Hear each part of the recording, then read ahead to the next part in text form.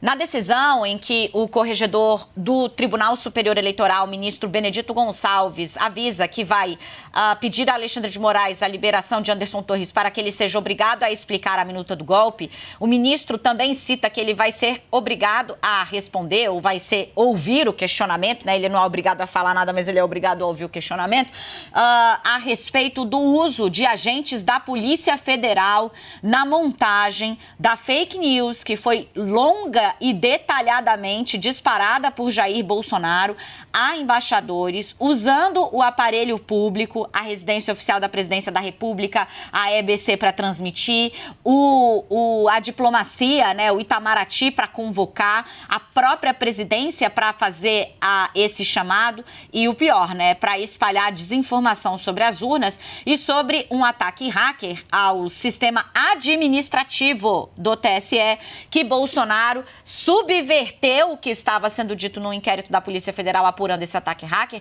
para dizer que poderia ter relação com as urnas. Ao detalhar esse modus operandi de Jair Bolsonaro, o ministro Benedito Gonçalves deixa claro que o Supremo e o TSE já têm provas de que pelo menos 2 peritos da Polícia Federal foram convocados para explicar ao presidente da República do que tratava o inquérito que ele, de novo, subverteu, torturou para poder dizer que se tratava de ataque ao sistema eleitoral e não administrativo do Tribunal Superior Eleitoral. Deputados que tiraram assinaturas são deputados que percebem que tem um governo sério, um governo, uma Polícia Federal que investiga sem perseguir ninguém e falar que um deputado teve no Palácio para querer emenda e propor para eles retirar a assinatura.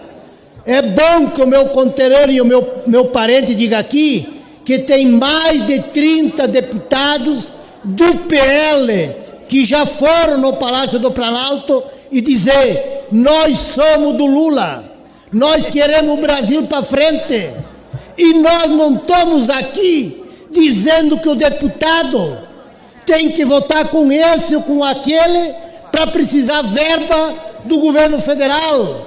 O FNDE, no tempo do Bolsonaro, se tu era do time do ódio, da turma do deixa pra lá, da perseguição, você tinha o que queria dentro do FNDE, ônibus, creche, escola. Fazia uma escola e não terminava aquelas que foram iniciadas, no Ministério da Saúde também, no Ministério da Integração Nacional, inclusive as emendas secretas, tem muitos que têm vergonha de agora ir lá dizer: paga minhas emendas secretas. Agora o governo do Lula vai dizer para o fulano de tal: vote comigo que eu vou te liberar recurso. Nós não somos dessa naipa, nós não somos desse projeto.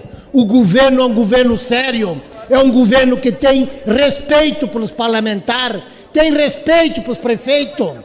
Quando um prefeito de Novo Xingu, no Rio Grande do Sul, Jaime Martins, foi lá no FNDE, o presidente do FNDE disse o seguinte: aqui creche não é para as crianças, é para os prefeitos que são da base do Bolsonaro. É assim que o Bolsonaro tratava dentro do Ministério da Educação. Esse deputado que falou até agora, vocês viram alguma vez ele dizer: eu estou preocupado com o preço do vinho, eu estou preocupado com o juro alto, eu estou preocupado com a inflação?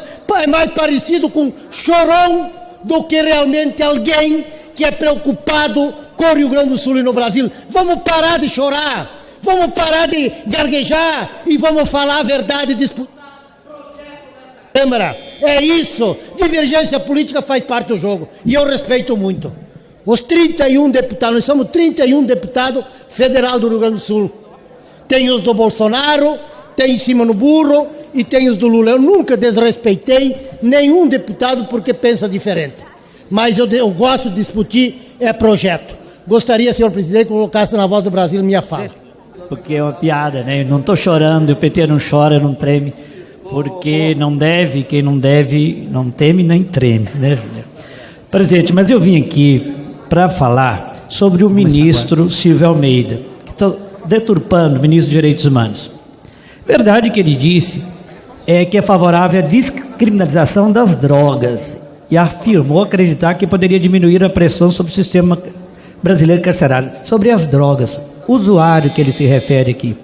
Ainda ele continua dizendo, temos que tratar isso como uma questão de saúde pública, como uma questão que não se resolve por meio de encarceramento, por prisão e com punição, da pressão que tem sobre a família inclusive do usuário, porque são pobres e negros que estão presos por perseguição. O grande traficante não está preso, até porque tinha drogas na FAB. Pessoal aqui, os militares sobretudo, tinha que explicar como é que foi parar? Como é que foi parar cocaína no avião da FAB? Isso eles não falam. Das denúncias de tráfico de madeira, crime no meio ambiente, no governo Bolsonaro, na compra de vacina. Não dá para entender ainda, alguns surpreendem da corrupção do Bolsonaro, agora com a questão das joias. Foi o tempo todo corrupção na educação, no meio ambiente, na saúde, não dá para surpreender. Inclusive tráfico de... Quer lacrar, né? Que é uma expressão dos últimos tempos. Mas se a gente não fala também, a gente fica numa situação difícil. Se ele quer lacrar, nós somos obrigados a falar, ele vai ficar mais conhecido. Se nós não falamos, de certa forma, estamos sendo condescendentes com atitudes que ferem. Não por ordem de importância, o decoro parlamentar, a grave situação das mulheres do Brasil, o feminicídio, os casos de estupro, diferenciação social, diferenciação salarial, tudo que ontem tão bem a CNN apresentou no decorrer da programação, a clara desigualdade entre homens e mulheres no Brasil. É inaceitável, evidentemente, a atitude do deputado. No máximo, eu creio que o Arthur Lira é presidente da Câmara e a mesa diretora vai fazer uma advertência por escrito, não vai ter suspensão, muito menos cassação do deputado. Agora, ele representa uma parte do eleitorado. Olha, ele foi o deputado federal mais votado do estado de Minas Gerais. Saber que Minas Gerais já teve parlamentares como, por exemplo, como deputado federal, já teve Tancredo Neves, né, entre outros, já teve Milton Campos, né, já teve figuras tão importantes da antiga UDN, do antigo PSD mineiro, o PSD do passado, né, do PTB, Santiago Dantas, e agora tem esse rapaz.